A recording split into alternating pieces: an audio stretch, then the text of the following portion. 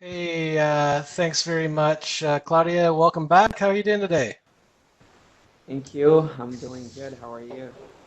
I'm great. Now, I mean, obviously, you have a tough fight ahead of you. You've got an opponent who's undefeated so far in the UFC with Yan Xiaonan. What are your thoughts on this matchup first of all? I really like the matchup. I feel like I do have all the tools to beat her. Does have all the beat me. So whoever is able to implement the games win Saturday night. No, I'm so damn ready for that fight. You know how aggressive she is. I know after just know what we've been training for like months. I'm local. I to New Jersey for my fight camp, but still can't. So happy already. Yeah. And I mean, a win here would put you on your best streak since 2014. Do you think that would put you back in the title picture? And we know Rose looks like she's next. The rankings, whatever they mean, have you at fourth. But, where do you think this would land you? I think I'm a pioneer on the sport. I've been doing this for a while. First ever strawweight fight in the UFC. It's me and back in 2014. You know, I have a history in the division, fighting for so long. Last couple years of my life, I had big transitionings, switching um, camps and um, moving from Brazil to America was very challenging for me. You know, I had to face a lot of adversities in my life. You know, but I feel like this is what I've been doing my entire life, adversity, and I'm still here. You know, I lost a few fights, but I'm always back to the gym, training, trying to improve. You know, fighting is my life. It's what I do for a living, and I have a ethic. I work very, very hard, you know, and I feel like beating Yan Saturday night, me back to the title contention.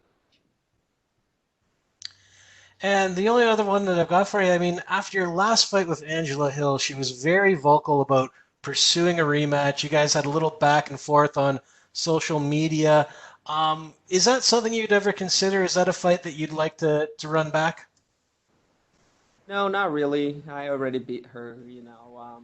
Angela talks too much. I don't like the disrespectful fighters. You know, I'm here to respect the people that do what I do for a living because I know how hard it is, you know.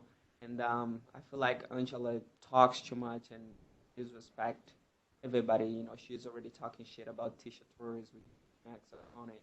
So I'm not worried about her. She should be training hard and then trying to get back um, to a winning streak.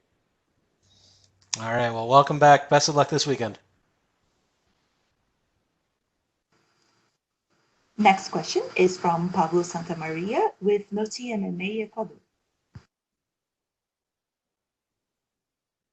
Hi, Claudia. Can you hear me? Yes. Okay, the first thing I want to ask you is you already fought under this COVID situation. Do you feel any difference between your first camp and this camp? The first camp was very challenging because we were in lockdown. Um, I had to train in my garage for my last fight.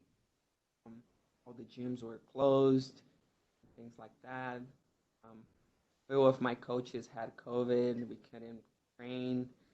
Um, I'm glad I had a teammate that was fighting a week um, before me, and we trained together, which was Sojara Eubanks.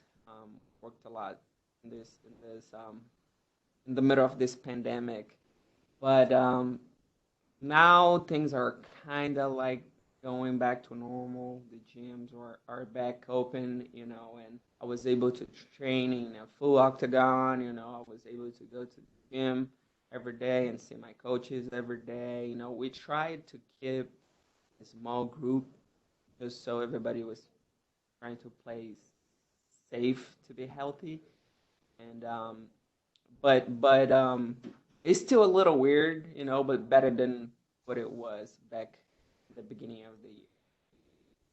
Okay, I get it. So, do you feel motivated because of facing a fighter that is undefeated on the UFC and has a country behind her? Yeah, I was undefeated too in one point of my life. I was 11-0 in one point of my life, and I lost for the first time in a year. Oh, I know the pressure she has on her shoulders, um, and of course she's a great fighter, but I'm ready for her. Okay, knowing that the only loss she has is by submission, that makes you feel good because you have a good jiu-jitsu or good grappling. I know the holes in her games, in her game. I know what she does well and what she doesn't. Um,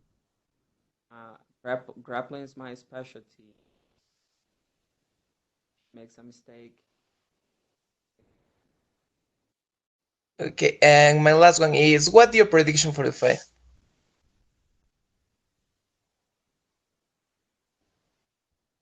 Say, um, submission. Second. Okay, and the last thing I want to ask you is if you would like to send a message to your Ecuadorian fans. Hey, everybody in Ecuador, thank you so much for following my career. So much for all the support and love. Watch me fight Saturday night. Thank you. Thank you very much, Claudia, and good luck on your fight. Thank you. Our next question is from Gabriel Gonzalez with Stateside Press.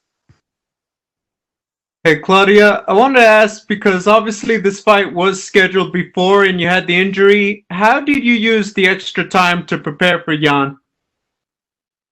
Actually, I was like almost ready to go when I got injured. I was 5 weeks in the fight camp. I had 3 weeks left, and I had a small injury in my knee, and because of the experience I have, and because I fought so much, so many times injured in my life, I decided to pull out of the fight or reschedule the fight. We talked to Jan's team, and they were able to wait for us to recover and get back in fight camp. So I needed a little time in the PI, getting my knee healed, and then once I got that figured out, I went back to New Jersey and I did another 8 week fight camp. Um, it was mostly managing weight and strategy and what I have to do to beat Ian. Um, Mine is healthy. Of course, I wouldn't jump in there if it wasn't because I did so many times, like I said, and I'm good, ready to go. Can I ask how this fight came together? Because it seemed like you and Carla Esparza, everything was going in that direction, and then there was the change up. And then obviously you're a lot higher ranked. You are the big name going into this fight. Yeah, I would like to fight Carla next, but like it's a timing thing, like um Carla just fought, and I was like ready to go again, and it's always like that. It's like a timing thing, I like to fight like 2, 3 times a year, and I have like the months of the year that I like to fight, especially because I do my fight camp in New Jersey. I don't want to be there in the winter. I'm running away from the winter in Jersey, and it's just a timing thing. But I'm pretty sure me and Carla will happen. Finally, if you get this one, looking at the division, it looks like Whaley's probably waiting for Rose. But after that, it seems like it could be pretty open. Do you feel like you get a good one here? It may be enough to wait for the title shot, or do you think you will have to fight a Carla or someone else to really lock in another shot at the belt? I feel like making a statement Saturday night. puts me right back in the title contention. Like I said, I'm a pioneer in the sport. I've been fighting for so long. I've been in the top of the division so long, you know, and I'm always improving, always trying to get better, always getting back in there, and making high statements. Saturday night will put me right back in.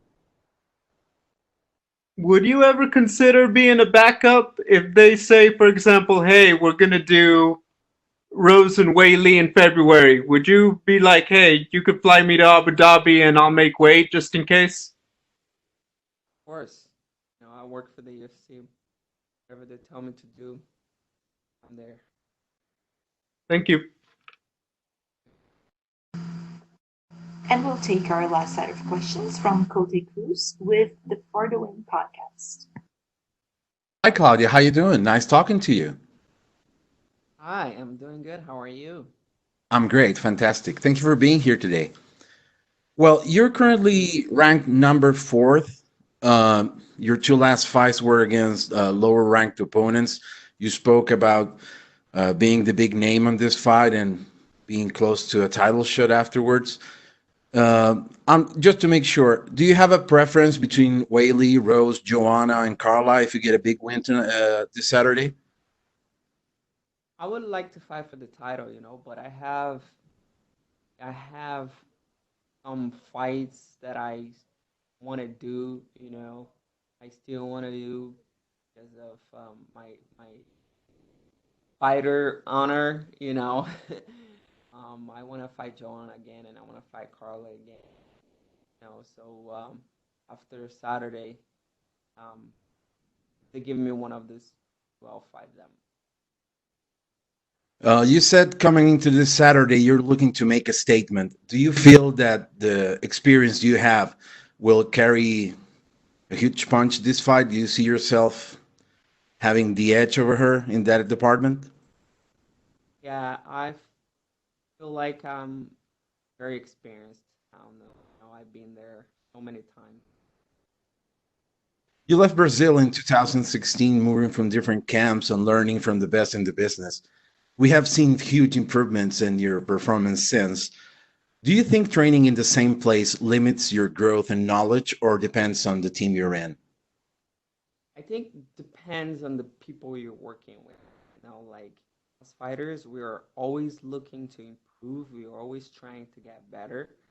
And you get to a point where if you coaches are not evolving like you are, if they're not trying to get better, if they don't have the same mentality and the same mindset as you do, you're gonna learn everything you have to learn from them. Everything they have to teach you, you can learn there. And then if they're not growing with you, then you need to learn from somebody else, you know.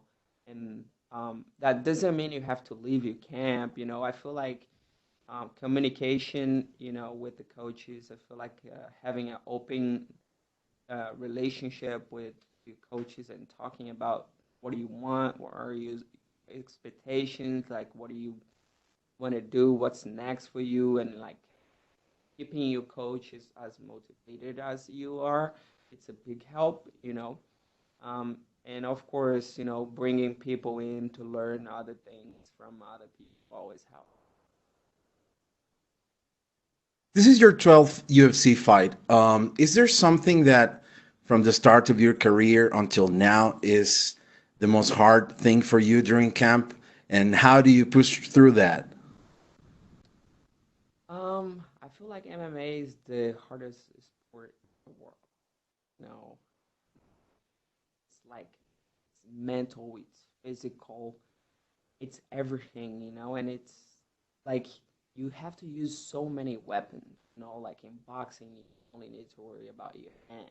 Kickboxing is like hands, elbows, and kicks and knees. But then, like MMA is the whole thing. You have to know so much, and also you have to be physically strong, fast, and you have to move well. You have to have good mobility, and you have to have your mind there. It's like it's such a hard sport to play.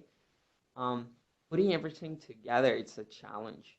especially because it's such a young sport, right? MMA is around for less than 30 years. So we're still trying to figure out what's the best formula to do this, you know. And I feel like the hardest thing is trying to put everything together. You know, you learn boxing, you learn wrestling, right? Like putting everything together to do MMA.